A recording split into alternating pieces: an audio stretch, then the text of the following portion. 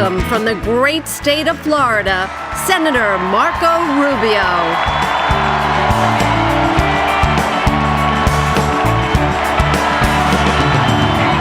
Thank you.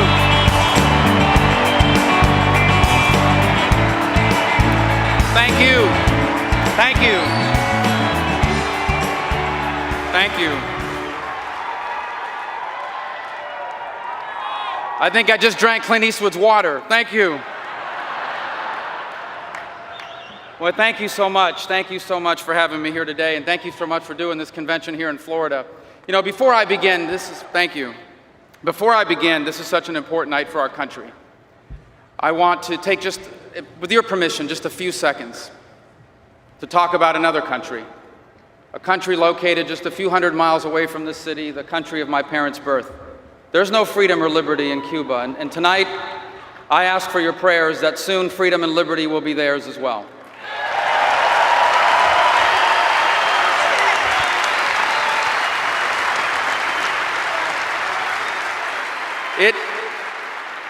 This is a big honor for me.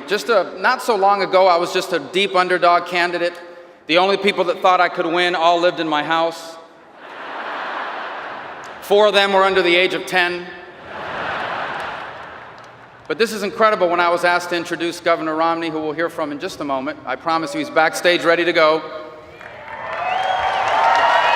And so I called a few people and I asked them, what should I say? And they had a lot of different opinions, but the one thing they all said is, don't mess it up. So I thought the best way to introduce Mitt Romney tonight, the next president of the United States, is to talk about what this election is about. And I'm so honored to be able to do it here in Florida at the Republican National Convention in front of all you patriots. I watched my first convention in 1980 with my grandfather. My grandfather was born to a farming family in rural Cuba. Childhood polio left him permanently disabled. Because he couldn't work the farm, his family sent him to school. He was the only one in his family that knew how to read. He was a huge influence on me growing up. As a boy, I used to sit on the porch of our house and listen to his stories about history and politics and baseball as he would puff on one of his 3 daily Padron cigars. Now, I don't remember, it's been 3 decades since we last sat on that porch. And I don't remember all the things he talked to me about. But the one thing I remember is the one thing he wanted me never to forget. That the dreams he had when he was young became impossible to achieve. But there was no limit how far I could go because I was an American.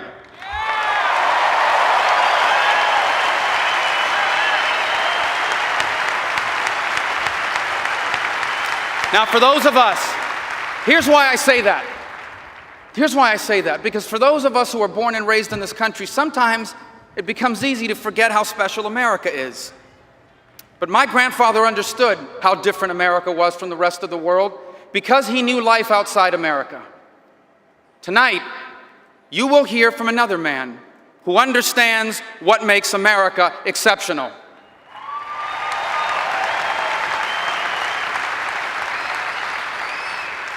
Mitt Romney knows America's prosperity didn't happen because our government simply spent more money.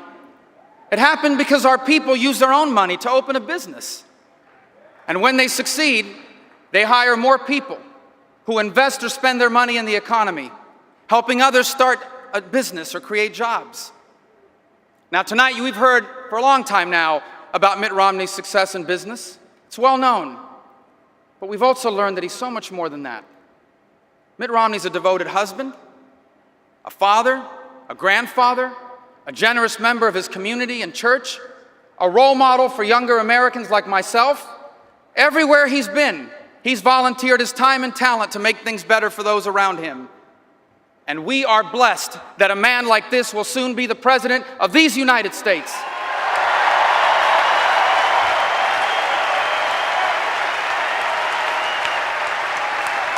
Now,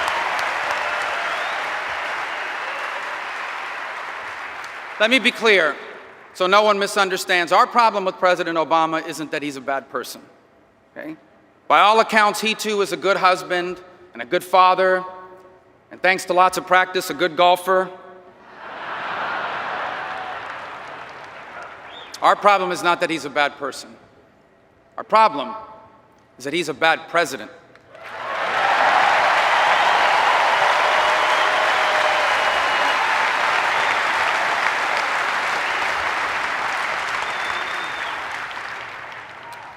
You think he's watching tonight? Because his new slogan for his campaign is the word forward. Forward. A government that spends $1 trillion more than it takes in? An $800 billion stimulus that created more debt than jobs? A government intervention into health care paid for with higher taxes and cuts to Medicare, scores of new rules and regulations. These ideas don't move us forward. These ideas move us backwards.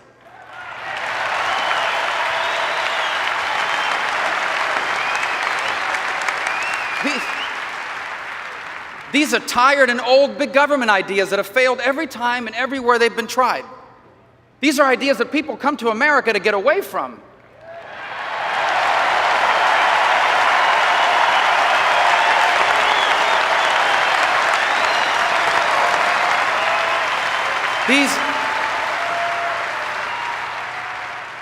These are ideas that threaten to make America more like the rest of the world instead of helping the rest of the world become more like America.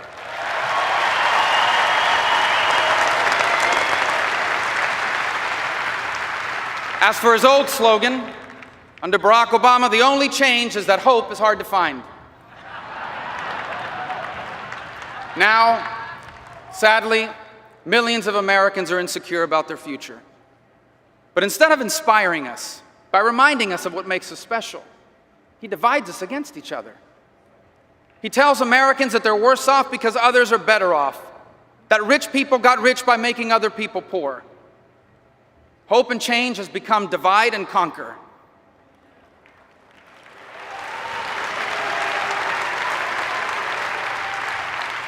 But in the end, this election doesn't matter how you feel about President Obama, because this election is about your future, not about his. And this election is not simply a choice between a Democrat and a Republican. It's a choice about what kind of country we want America to be.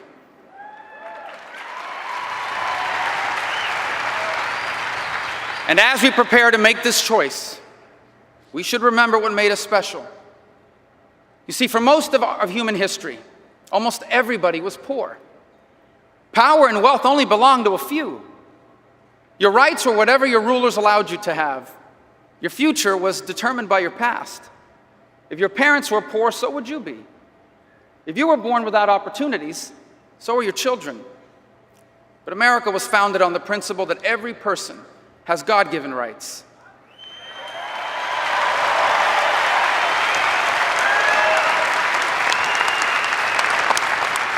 Founded on the belief that power belongs to the people, that government exists to protect our rights and serve our interests, and that no one should be trapped in the circumstances of their birth. We should be free to go as far as our talents and our work can take us.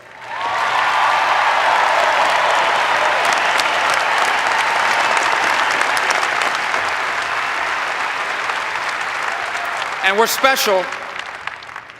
We're special because we're united not as a common race or a common ethnicity.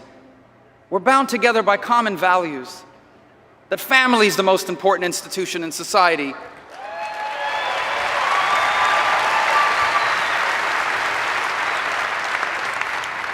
And that Almighty God is the source of all we have.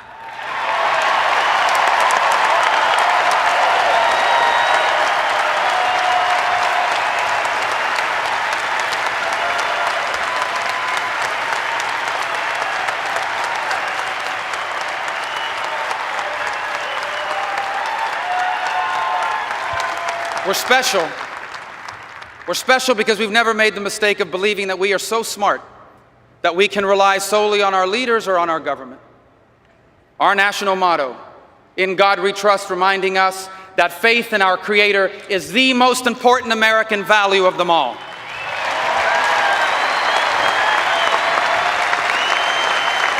And we're special. We're special because we've always understood the scriptural admonition that for everyone to whom much is given, from him much will be required. Well, my fellow Americans, we are a uniquely blessed people, and we have honored those blessings with the enduring example of an exceptional America.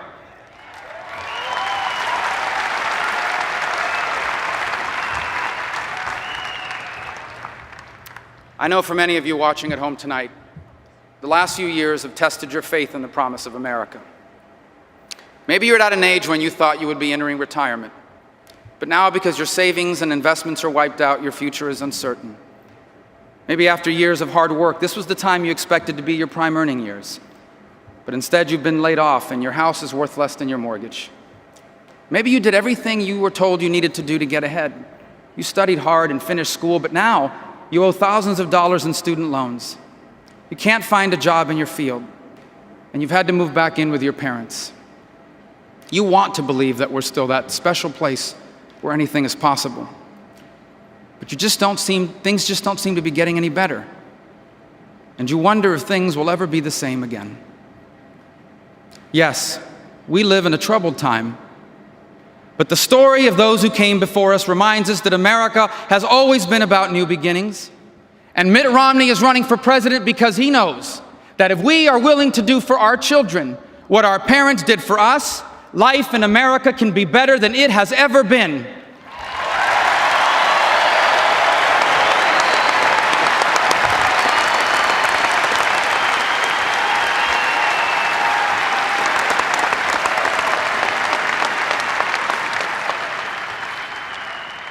My mother was one of 7 girls whose parents often went to bed hungry so their children wouldn't. My father lost his mother when he was 9. He had to leave school and go to work, and he would work for the next 70 years of his life. They immigrated to America with little more than the hope of a better life. My dad was a bartender. My mom was a cashier, a hotel maid, a stock clerk at Kmart. They never made it big. They were never rich. And yet they were successful. Because just a few decades removed from hopelessness, they made possible for us all the things that had been impossible for them. Many nights growing up, I would hear my father's keys jingling at the door as he came home after another 16-hour day. Many mornings I woke up just as my mother got home from the overnight shift at Kmart. When you're young and you're in a hurry, the meaning of moments like this escape you. But now, as my children get older, I understand it better. My dad used to tell us, en este país, ustedes van a poder lograr todas las cosas que nosotros no pudimos. In this country, you're going to be able to accomplish all the things we never could. A few years ago, during a speech, I noticed a bartender behind a portable bar in the back of the ballroom. And I remembered my father, who worked for many years as a banquet bartender. He was grateful for the work he had, but that's not the life he wanted for us. You see, he stood behind a bar in the back of the room all those years, so one day I could stand behind a podium in the front of a room.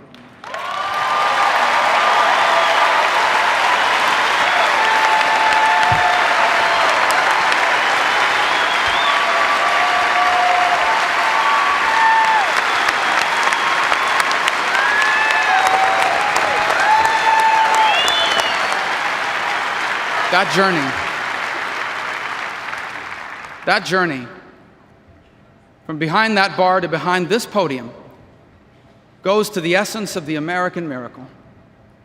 That we're exceptional not because we have more rich people here. We're special because dreams that are impossible anywhere else, they come true here.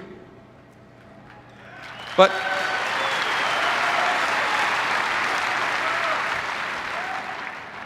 that's not just my story. That's your story. That's our story. That's the story of your mothers who struggled to give you what they never had. That's the story of your fathers who worked 2 jobs so that the doors that had been closed for them would be opened for you. That's the story of that teacher or that coach that taught you the lessons that made you who you are today. And it's the story of a man who was born into an uncertain future in a foreign country. His family came to America to escape revolution. They struggled through poverty and the Great Depression, and yet he rose to be an admired businessman and public servant. And in November, his son Mitt Romney will be elected president of these United States.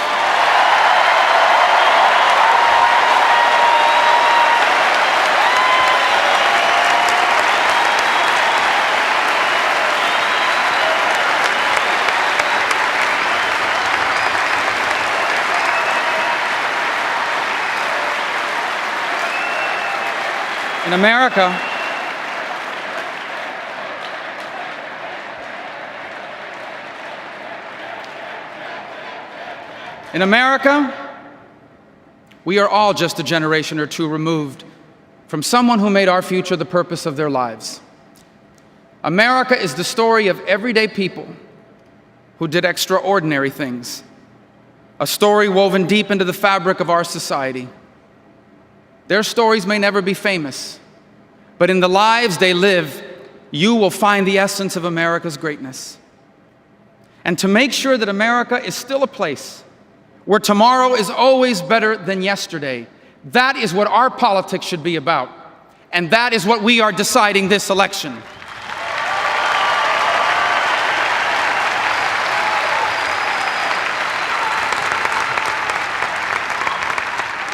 We decide, do we want our children to inherit our hopes and dreams? Or do we want them to inherit our problems? Because Mitt Romney believes that if we succeed in changing the direction of our country, our children and grandchildren will be the most prosperous generation ever, and their achievements will astonish the world.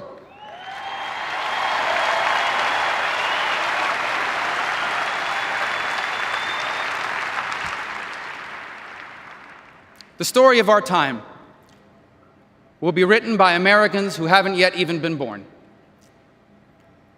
Let us make sure they write that we did our part. That in the early years of this new century, we lived in an uncertain time. But we did not allow fear to cause us to abandon what made us special. We chose more government instead of more freedom. We chose the principles of our founding to solve the challenges of our time. We chose a special man to lead us in a special time. We chose Mitt Romney to lead our nation, and because we did, the American miracle lived on for another generation to inherit.